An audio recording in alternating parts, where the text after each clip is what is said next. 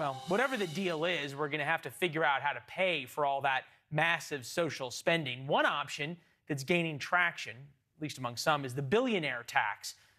The theory is it would affect those with certain amounts of assets or income. Senator Joe Manchin says he's open to the idea, and it would work around Senator Kyrsten Sinema's opposition to raising tax rates. Joining us now, Republican financier, strategist. His Wall Street Journal op-ed right now, you see there, the Democrats' tax plan would sink real estate, is the #1 op-ed on the Wall Street Journal website. Dan Palmer with us.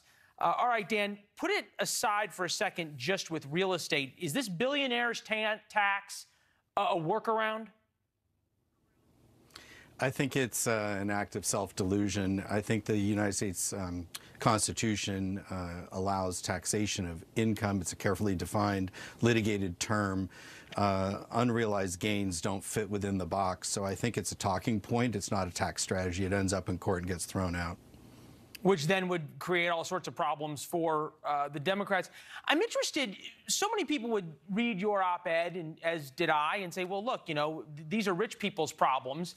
We're going to give money to a bunch of poor and middle-class folks with the Democrat spending plans. Why care about the millionaires and billionaires who own apartment complexes? I think that the concern of the federal government really should be for the nation as a whole. It's not about the rich people necessarily. It's about the consequences of taxing, say, targeting real estate, unrealized gains, or real estate in the way in which they're talking. The net result of that would be to jeopardize the $4 trillion CMBS ecosystem. And we got a little taste of that in 2008, and it pales in comparison to the impact of what this might be. So, for example, back then, there's a relatively small number of mortgages around subprime, which were basically unqualified borrowers who defaulted on their loans. But the casino Wall Street constructed around that relatively small pool was leveraged at 30-to-1 and involved derivatives many times the aggregate value of the underlying mortgages. And when the car jumped off the tracks, it was chaos, global meltdown. I mean, it was Armageddon in the financial markets, and it ended up costing the U.S. taxpayer and put us into a recession. So, yeah, no, I think it was Warren Buffett who called all that. Tinkering things like this, it's... Yeah, Warren Buffett called those financial weapons of mass destruction. But back to your point, I think bringing it back to people at home, are you saying that the tax plan as it stands now, and the one that you wrote about, would then potentially affect the values of people's homes that just own a house, not commercial real estate or invest in real estate?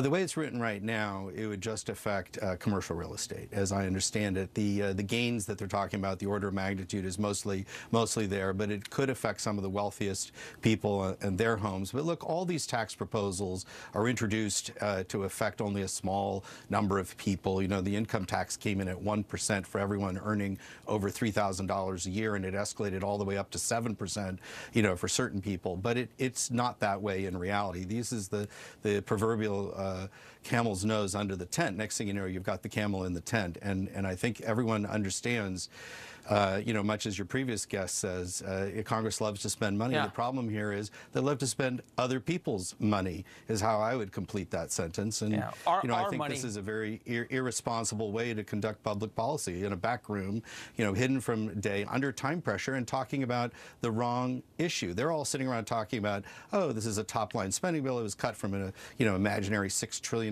Bernie Sanders, you know, dream to something far less. It's still trillions of dollars, and we don't have it. And we already, by the way, this is not a revenue problem. They have record revenues. This is a spending problem. It's profligate spending.